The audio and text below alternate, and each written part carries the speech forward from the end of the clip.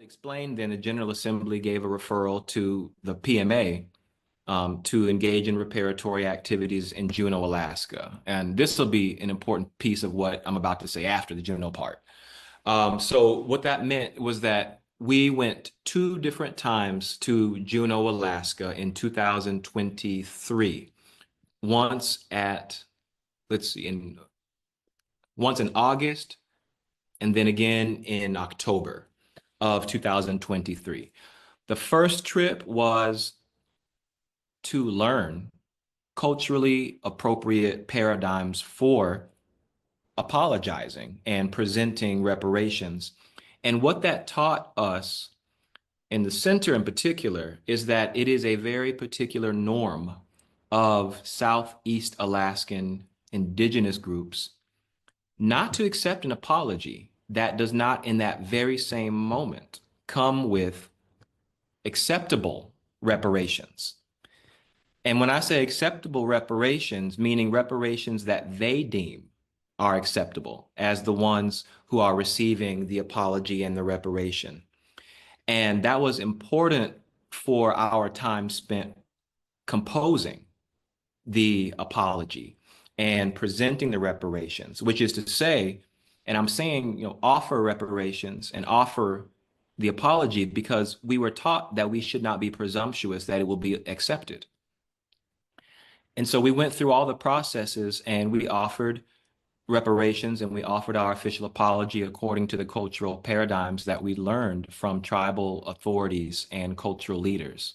And it was successfully accepted upon the condition that on my personal honor, I would commit to returning to Alaska.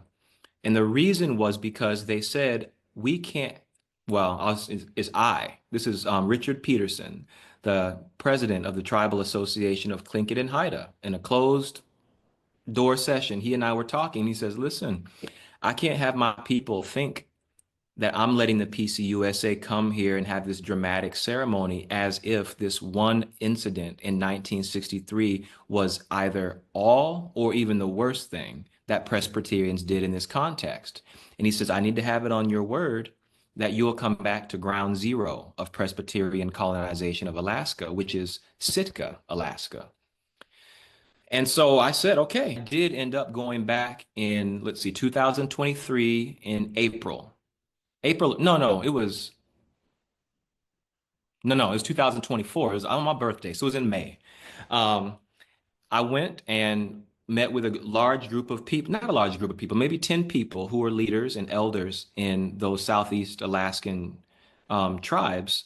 And they let me know that we have 4 items on our agenda that we want to work with Presbyterians on as a result of the broader colonial context. And that helped me substantially as we've engaged in additional repair context in Liberia. But what the folks in Sitka told me, and I always forget one of these 4 things, let me see if I can get it right. They wanted to focus on language preservation, repatriating human remains from Presbyterian boarding schools or formerly owned Presbyterian boarding schools, not only from designated grave sites, but from other places that their medicine men and women have told them contain their remains outside of designated areas. They have means of their own for finding those things. Those are reliable means, and part of what they ask for is help supporting the rental of ground penetrating radar, et cetera, because of our role in those human remains being far from home. In addition to that, Presbyterians also targeted their communal and matrilineal housing arrangements. And they did that intentionally, according to the historical literature, because they knew if you baptize men into the Christian tradition and persuaded them to Christianize these patriarchal norms about who lives who and who marries who and how many people and what is a respectable distance between one house and another, they understood and said so in their literature that once we baptize these men, we can start counting down the time when more and more of them will leave their communal housing. And that will scatter them. And that will allow us to come in and move in with these timber and fishing and oil and these other interests that the government has hired, Sheldon Jackson, Presbyterian in order to facilitate that process. And so knowing all of those things helped us say yes to these 4 priorities. And that last priority, I knew I was going to forget one. It is repatriating sacred objects, which is to say there are certain very, very valuable historic objects that are now in the possession of people who are not the indigenous people. And they asked us to help get those things back. One of the things we did to help get it back was to go through our archives and see, is there any record of acceptable protocols being observed to even take those things or receive those things? Or was it just individuals trying to pass it off to the Presbyterians? So it's things like that, which will take a long time to do, but that's part of, why we say at the end of our vision statement, as soon as possible and for as long as it takes, because we don't intend to drag our feet, but we don't want to hurry up and do something just to say we did it and have it not be done well. And so, part of what we've done recently on that last score is to simply go through our archives and confirm, for the sake of their legal process, that no, well, yes, Presbyterians did receive a sacred object called Raven Helmet, which commemorates a battle where the indigenous people defeated the Russians. But somebody wanted to show the Presbyterians we're giving up our old, evil, pagan, satanic ways. And so as a symbol that we're giving it up, we're going to give you this sacred object. And they gave it to the Sheldon Jackson boarding school, which is now the Sheldon Jackson Art Museum. And I saw it. They took me to it. And they're like, this is that thing. This is ours. This is the story. And we're going through legal channels to get it back. And they said, thank you very much for reading your archives and just doing as quickly as you could this one thing of solidarity that you can do.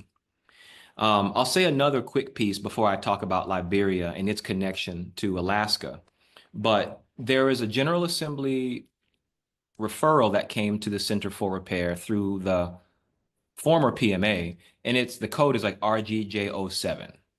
And what it does is it requires the Center for Repair, in collaboration with others, to do 2 things. And I really wish they had separated the 2 things, because one thing is taking up so much time, we've barely gotten to the part that the people need the most.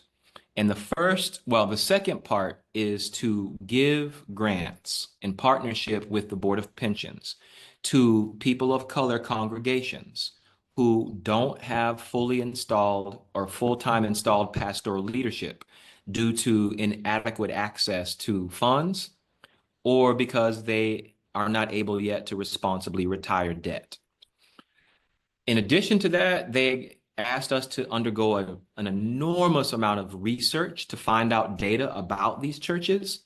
And even as we've been working for 2 years to get this data, we're not as close as we'd like to be at getting this data.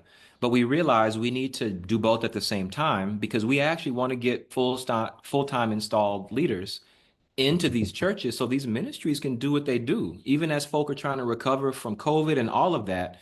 So what we've decided to do, and this is now underway, we've begun a pilot program. And the pilot program selects 6 presbyteries, West Coast, East Coast, Middle America, rural, urban, but 6 presbyteries where we will work with those presbytery leaders to organize the means by which we can assess what are the people of color majority congregations in your jurisprudence, and what is the quickest pathway to get them the grants required for them to call full-time pastoral leadership and install them, and find competitive folk, which means not just the minimum, but enough to really be competitive. And also, I forgot what I was going to say. Well, it'll come back to me. But so we're working now, and we just kind of got this started, and it's a pilot that we hope will set the pattern for how we can work with other presbyteries, because we know there's more than 5 or 6 presbyteries who need what this is. But we've sent out surveys with just a little bit of response. So we think once we get this pilot rolling and start publicizing what people are able to do with these funds, then I think people are going to be noticing it and start to say, hey, what about us? And we're going to say, well, we're glad you asked. Come on through, because you're next. So that's a piece that, I think people will be eager to hear about. And I hope that will, as you report it, it'll allow people to kind of keep their eyes open. As far as the our caucus is concerned, we'll be working with Jan Edmonston in Senate of the Mid-Atlantic. And so we know that that will capture a lot of our, or a good percentage of our African American churches. And if we could just have people, if they fit the description, RGJ-07, which is majority people of color churches want a full-time pastor, are not able to call a full-time pastor because of debt or because of not being able to meet the Presbyterian minimum. And we also realize that not every church is asking for a full-time installed person. So we are looking to see what does it mean to also present other options to congregations who are saying themselves, we don't really need a full-time pastor because it's just 12 of us.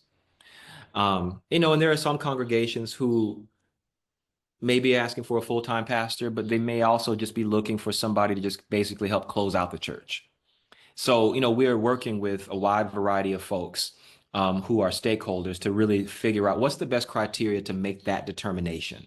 And that's why we want to get started with a pilot program. So we'll have 6 test cases and then derive wisdom and knowledge from how that goes and publicity that will get the attention of more people, so that once we get started with the larger portion of those folks who can use what we're offering through our response to this overture, then we'll hopefully through this pilot know some of the things that we need to know to do an even better job than what you can do in a pilot. But I think people will be eager to know that, because I know a lot of our churches are hurting for leadership and are just like, please, somebody help. And one challenge has been that the data collection piece has been so time consuming that it's been not slowing us down, but I think we've had to prioritize which of these 2 things we've been asked to do we do first. And so, we'll serve the people. And then as we go, we'll continue to serve the data collection process.